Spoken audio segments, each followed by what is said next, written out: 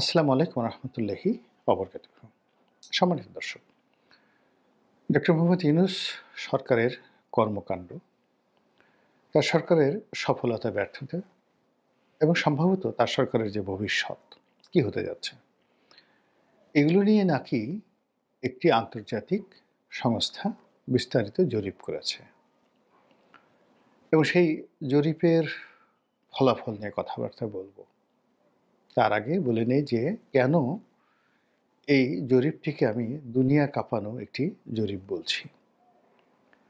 তো ডক্টর মোহাম্মদ ইউনূসের যে কার্যকাল যদি আপনি ধরেন আর মাত্র ১৫ দিন, অর্থাৎ নির্বাচনের তফসিল যদি ঘোষণা হয়ে যায়, তাহলে ডিসেম্বর মাসের ১৫ তারিখের মধ্যে যদি হয়, তাহলে তো ১৫ দিন মাত্র বা তারও কম। আর তফসিল ঘোষণা করার পর সরকার আসলে কার্যত কোনো সিদ্ধান্ত নিতে পারে না এবং তাকে ডে টু ডে কাজ করতে হয় এবং পুরো দেশের নিয়ন্ত্রণভার চলে যায় ইলেকশন কমিশনের হাতে। তো এই ১৫ দিন সরকারের হাতে মাত্র সময়। এই সময়টাতে একটার পর একটা প্রাকৃতিক, অতি প্রাকৃতিক, মানব সৃষ্ট বিভিন্ন ঘটনা ঘটে যাচ্ছে এবং আপনি একটির সঙ্গে অন্যটির কোনো সংযোগ পাবেন না। যেমন ধরুন, অলনে ছাড়েন বেগম খালেদা জিয়া এই সময় অসুস্থ হয়ে পড়লেন। তিনি হাসপাতালে আছেন জীবন মৃত্যুর সন্ধিক্ষণে এবং তার প্রাণবায়ু এখন কোন অবস্থাতে আছে ওটা নিয়ে সবাই উদ্বিগ্ন। সারা দেশ তার জন্য দোয়া করছে এবং তিনি এই মুহূর্তে যেখানে আছেন সেখানে তাকে লাইফ সাপোর্ট দিয়ে রাখতে হচ্ছে। কৃত্রিমভাবে শ্বাস-প্রশ্বাস চালানোর জন্য যে ভেন্টিলেশন থাকে সেটি দিয়ে চালানো হচ্ছে। এর কারণ হলো যে তার শরীরের যে দুটো গুরুত্বপূর্ণ অঙ্গ, একটি হলো লিভার, যকৃত, যেটিকে আমরা কলিজা বলি। এটি সিরোসিসে আক্রান্ত, যেটাকে লিভার সিরোসিস, এটাকে আপনি লিভার ক্যান্সার হিসেবে বর্ণনা করতে পারেন। এটা যদি কারোর হয়, এই রোগ সহজে ভালো হয় না।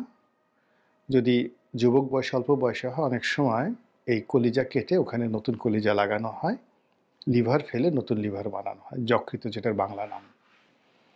কিন্তু বেগম জিয়ার যে অবস্থা, এই বয়সে আসলে এই ধরনের, যেটাকে লিভার ট্রান্সপ্লান্ট বলা হয়, তো ট্রান্সপ্ল্যান্ট, এটাকে প্রতিস্থাপন, এটা এই বয়সে এই শরীরের এই ধরনের অপারেশন সম্ভব নয়। তো যখন আপনার শরীরের মানে বুকের পাঁজরের একটি অংশে একদিকে থাকে লিভার আর অন্যদিকে থাকে ফুসফুস, তো এই ফুসফুসটি আমাদের শ্বাস প্রশ্বাসের জন্য প্রধানতম যন্ত্র, আর লিভার যেটা রক্ত সঞ্চালনটা করে, রক্ত পরিষ্কার করে অন্য সাইডে। তো যখন আপনার লিভারটা দুর্বল হয়ে যায়, তখন ফুসফুসটি সবচেয়ে বেশি ঝুঁকির মধ্যে থাকে। এই জন্য এই ধরনের রোগীকে জনগণের মধ্যে নিতে হয় না, যে কোনো জনসমাবেশ এড়াতে হয়। ঠান্ডা, গরম, এনিথিং, এই বিষয়গুলো মানে চরম ভাবাপন্ন সব কিছু বাদ দিয়ে তারা শীততাপ নিয়ন্ত্রিত একটা জায়গা, যেখানে ধুলোবালি নাই বললেই চলে, এরকম জায়গা হলো তাদের জন্য একটি উত্তম জায়গা, বাকি কয়দিন যদি বেঁচে থাকতে চায় সুন্দরভাবে। এখন এখানে যদি হঠাৎ করে এই ধরনের রোগী যাদের লিভার সিরোসিস রয়েছে, তারা যদি কোনো কারণে ইনফেকশন হয়ে যায় ফুসফুসে, তাহলে এই ধরনের রোগী সাধারণত বাঁচে না।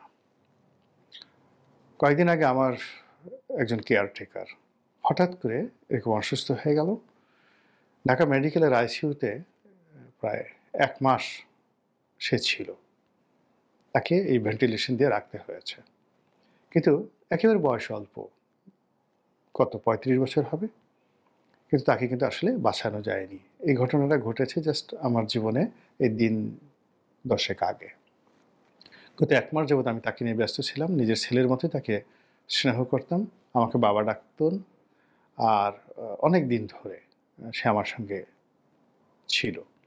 তার স্ত্রী, তার ২ টো কন্যা সন্তান, মানে সবাই আমার বাড়িতে থাকতো।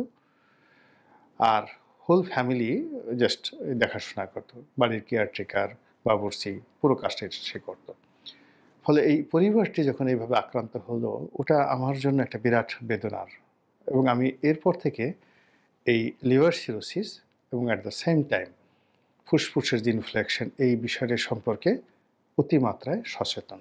কাজেই এই রোগটি বেগম জিয়ার হয়েছে, অল অন এ সাডেন হয়নি। এটার পিছনে কারণ আছে। সবাই বলাবলি করছে যে তাকে ঘর থেকে বের করে যেভাবে সেনা দিবসে, সশস্ত্র বাহিনী দিবসে যেভাবে তাকে নিয়ে যাওয়া হয়েছে ক্যান্টনমেন্টে, ওটা তার সেই দুর্বল শরীর, দুর্বল সেই ফুসফুস, সেন্সিটিভ ফুসফুস এবং রোগাক্রান্ত যে লিভার, যকৃত, এটা ধারণ করতে পারেনি। ফলে এই ঘটনার ঠিক পরের দিনই তাকে হাসপাতালে ভর্তি হতে হয়েছে। তারপরে ঘটনা আমরা সবাই জানি।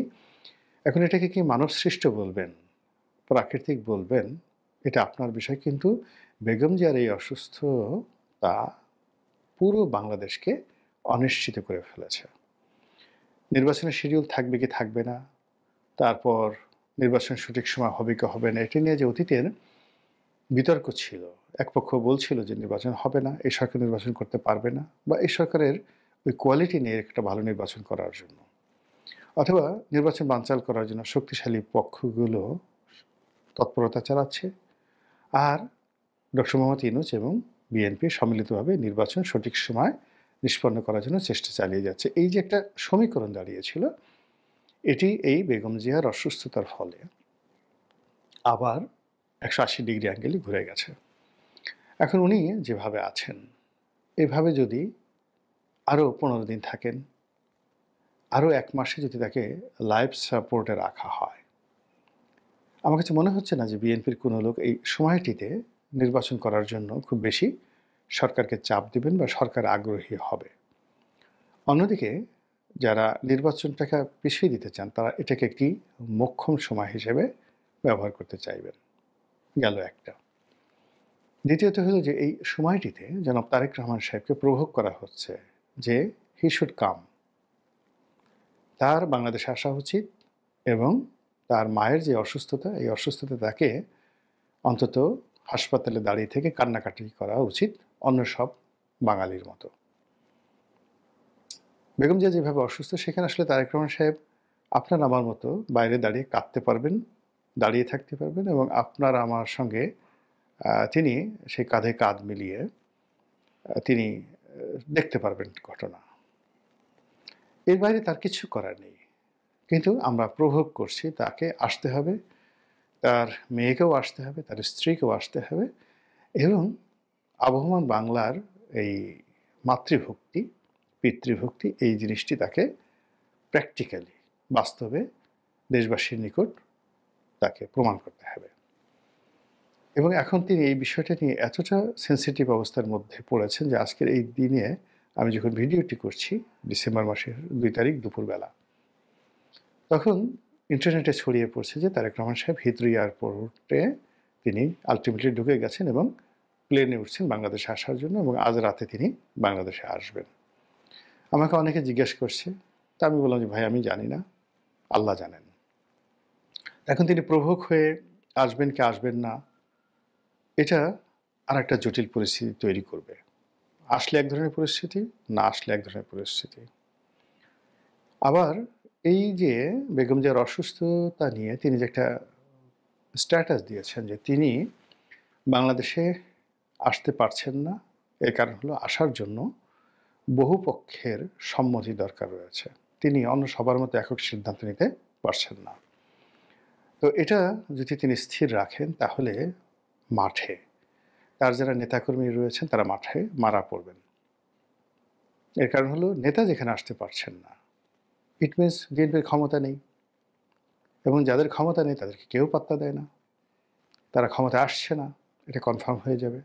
যেহেতু নেতা বাংলাদেশে আসতে পারছে না, কাজেই তিনি যে মনোনয়ন দিলেন, তার দলের মনোনয়ন দিলেন, ওটার 2 পয়সার মূল্য নাই। এটা বটপাতা, বা মানে যাকে বলা হয় তালপাতা, অথবা ধরুন কাঁঠালের পাতা, যেগুলোকে আমরা টাকা বানিয়ে ছোটকালে খেলতাম।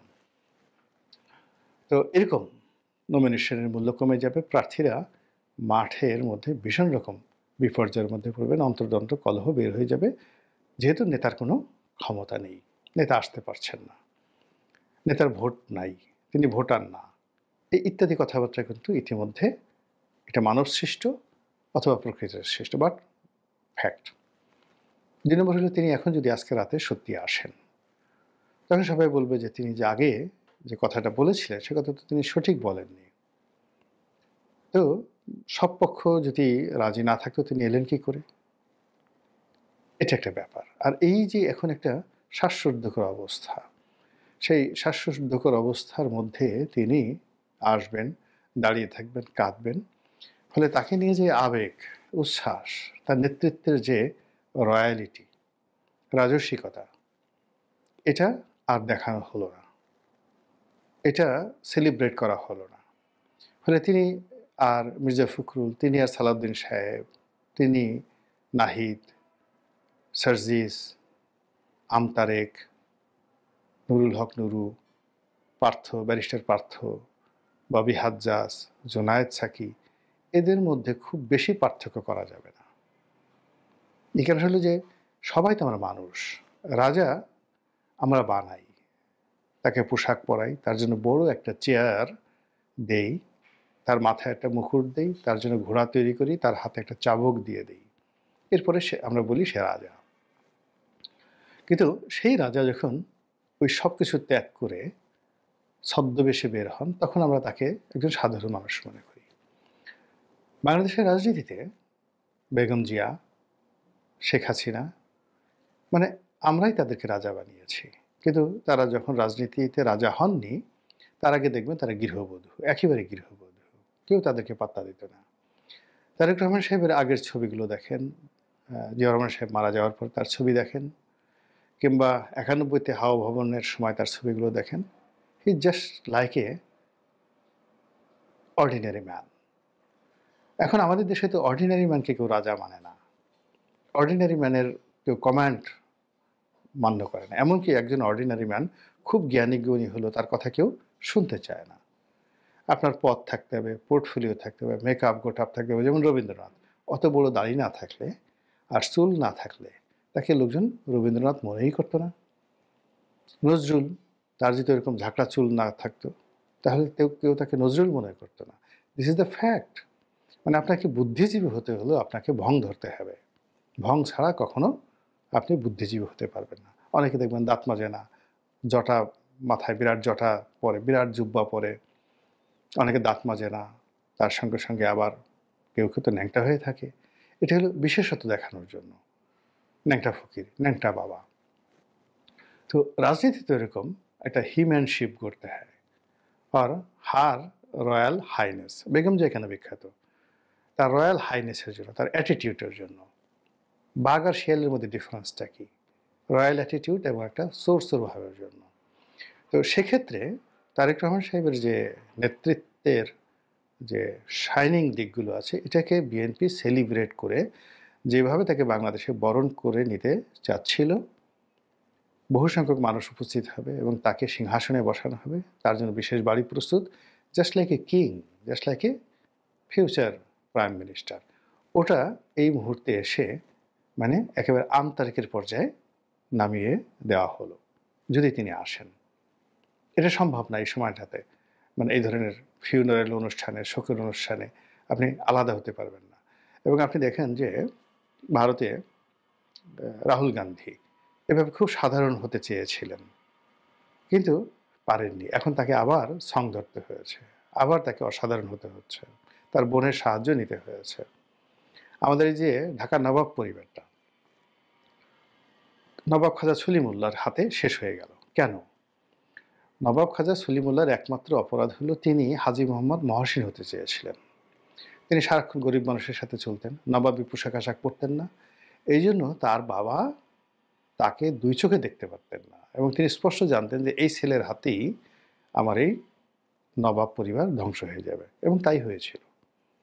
তো এরকম, যার জন্য আসলে নবাবের জন্য তলোয়ার লাগবে, পোশাক লাগবে, সিংহাসন লাগবে, ওইরকম লাগবে। কিন্তু নবাব খাজা, এই যে আমরা যে সলিমুল্লাহ বলি, তিনি দানবীর, সব কিছু দান করে গেছেন, আমরা খুব বলি ঠুলি, কিন্তু নবাব পরিবারটা কিন্তু শেষ করে গেছেন। এই হলো অবস্থা। তো সেই দিক থেকে এরকম যখন একটার পর একটা বিরূপ পরিস্থিতি চলছে, ঠিক তখন ডক্টর মোহাম্মদ ইউনূস সম্পর্কে একটি আন্তর্জাতিক জরিপ, সেই জরিপে বলা হচ্ছে তিনি এত জনপ্রিয় যে দেশের প্রায় 70% লোক, আপনি চিন্তা করেন যেখানে ভোট পাবে বিএনপি যদি ব্রুট মেজরিটি পায় 35-36% আর 40%, তো সেখানে 70% লোক মনে করছে ডক্টর মোহাম্মদ ইউনূস যা করছেন ভালো কাজ করছেন, তার ব্যাপারে সন্তুষ্ট।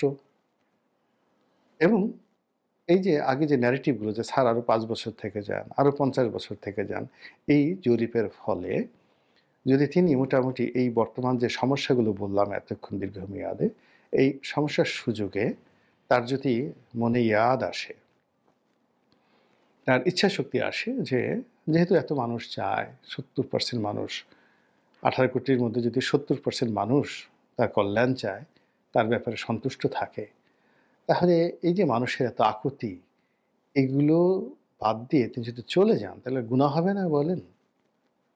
তো এইরকম যে তার মনোভাব, সেই মনোভাবটি এই জরিপের সঙ্গে যদি কাজ করে তাহলে বাংলাদেশে একটা এইরকম ইতিহাস তৈরি হবে যে ইতিহাসে বাংলাদেশের সঙ্গে যারা সম্পৃক্ত সারা দুনিয়াতে কম্পন শুরু হয়ে যাবে।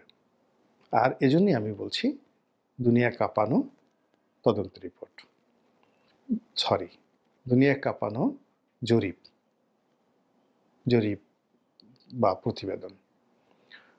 মহান আল্লাহ আমাদের সবাইকে হেদায়েত দান করুন এবং হেফাজত করুন। আসসালামু আলাইকুম ওয়া রাহমাতুল্লাহি ওয়া বারাকাতুহু।